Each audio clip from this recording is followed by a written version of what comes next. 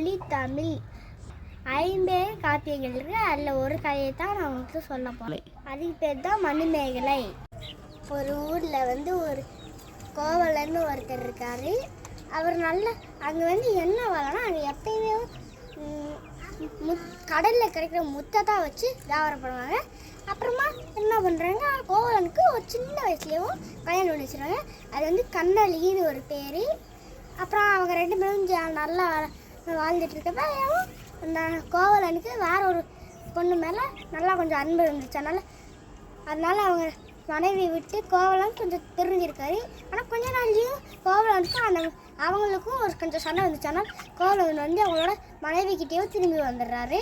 அவர் நல்லா வாழ்ந்துட்டு இருக்கப்ப இதுக்கு மேலே நாம் இங்கே இருந்தால் நம்ம நல்ல கண்ணழகி வந்து ஒரு பாண்டி நாடு கண்ணகின்றவங்க என்ன பண்ணுறாங்கன்னா பாண்டிச்சேரின்ற நாளைக்கு வந்து அவங்க திருச்சிக்கு வந்துடுறாங்க. அந்த பாண்டி நடந்து மதுரைக்கு பிழைக்கிறதுக்காக வர்றாங்க. அங்கே என்ன ஆகுதுன்னா நம்மக்கிட்ட கொஞ்சம் கூட பாசம் இல்லை, ஒன்றும் இல்லை. அதனால நம்ம இந்த கொலுசை அடகி வச்சு இந்த சிலம்பை வந்து நீங்கள் அடகி வச்சு காசு கொண்டு வாங்கன்னு சொன்னாங்க. அங்கேயே ஏதோ பிரச்சனை வந்துட்டுருக்கு. அங்கே நாட்டோட ராஜாவோட மன்னனோட ஒரு அரசியோட சிலம்பு காணாமல் போயிருந்துச்சு. அவங்க என்ன ஆகுது, அந்த கண்ணகியோட கொலுசும் நல்லா அவள் வேணா ஒரு பெரிய நாட்டில் நல்லா ராஜா மாதிரி வாழ்ந்துட்டு இருந்தாலும் நல்ல பணக்காரங்களாம். ஆனால் அந்த கோவலன் மட்டும் கொஞ்சம் ஏழை. ஆனால் அங்கே வர அந்த பிரச்சனை இருந்துச்சா. அப்புறம் இவர் போய் அந்த அடகு வச்ச போயிட்டு இருக்கப்போ வச்சார். அப்புறம் என்ன நீ ரொம்ப ஏழமாக இருக்கேன், ஆனால் எங்ககிட்ட இவர் நல்ல கொலுசு, கண்டிப்பாக இவனை தருப்பேன் சார். அதுமா இவங்கிட்ட இவ்வளோ நல்ல கொலுசு இருக்குது, இவங்கிட்ட போய் இப்படி நல்ல சிலம்பு இருக்குது, கண்டிப்பாக இவனை தருப்பியா அப்படின்னு என்னன்னு சொல்லிட்டு அப்படியே ஒரு மன்னர்கிட்ட போய் சொல்லிடுறாரு. மன்னா அவனுக்கு பிடிச்சது, அவன் தான்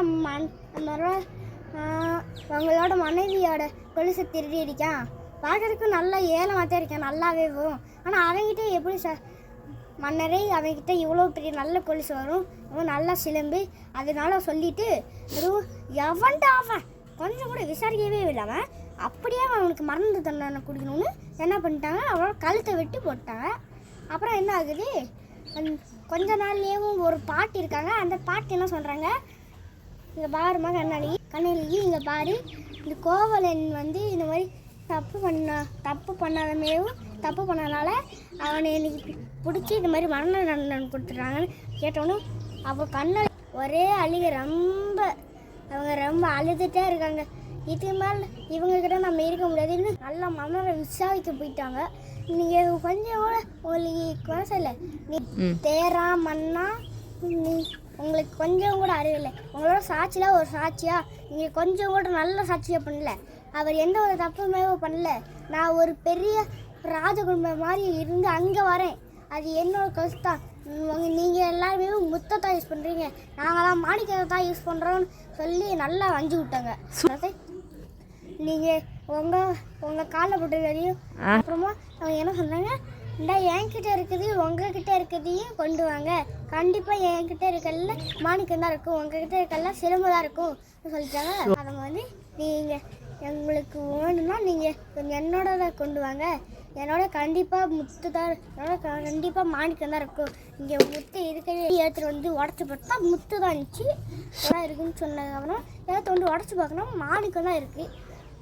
தப்பு பண்ணிட்டேனே, இந்த மாதிரி ஒரு தப்பே பண்ணாத நல்லவனை இப்படி மன்ன கொடுத்துட்டானே, அந்த ராஜாவுக்கும் ஒரே மாதிரி வந்து விழுந்துறாரு. அவ்வளோதான். அவர் கீழே அப்புறமா என்ன பண்ணுறாங்க, கொஞ்ச நாள் எழுந்திருக்க அப்புறமா நீங்கள் உங்களோட மனசு தப்பு, உங்களோட மக்களும் தப்புன்னு அவங்க என்ன பண்ணுறாங்கன்னா அந்த மதுரை விட்டு வெளியே வந்துட்டாங்க.